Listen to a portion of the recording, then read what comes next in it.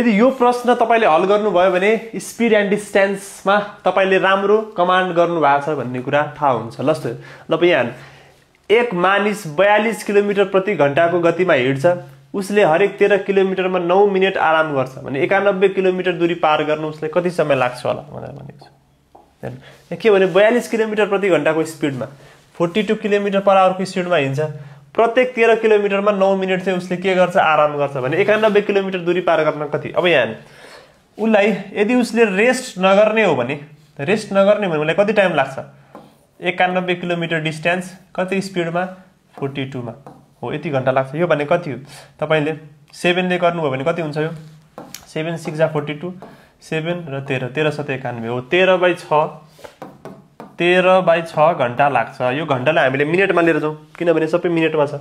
मिनेटमा लानलाई कतिले 60 ले मल्टिप्लाई गर्नु यो कति भयो यो 130 मिनेट लाग्छ। यदि सीधा सीधा रेस्ट नगरिकन जाने हो भने 130 मिनेट लाग्छ। तर रेस्ट गर्ने भनेको छ प्रत्येक कति किलोमिटरमा 13 किलोमिटरमा।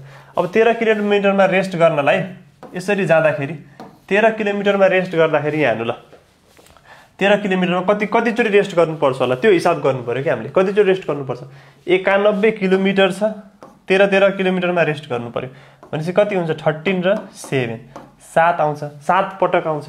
तर तपाईको 7 पटक चाहिँ रेस्ट गर्नु पर्दैन हेर्नुस् 6 पटक गर्नुपर्छ। किन यहाँ हेर्नु त ल यहाँबाट 13 किलोमिटर हिँड्नु भनेपछि 1 2 3 4 5 6 7 7 पटक 13 × 7 91 7औं पटकमा कहाँ पुग्यो त्यहाँ पुग्यो। अब यहाँ पुगिसकेपछि रेस्ट गर्नुपर्छ त भन्नु त 91 किलोमिटर पुगिसकेपछि रेस्ट गर्नुपर्छ पर्दैन नि त भनेपछि यो एउटा क्यान्सल हुन्छ यो रेस्ट गर्नुपर्ने आवश्यकता छैन।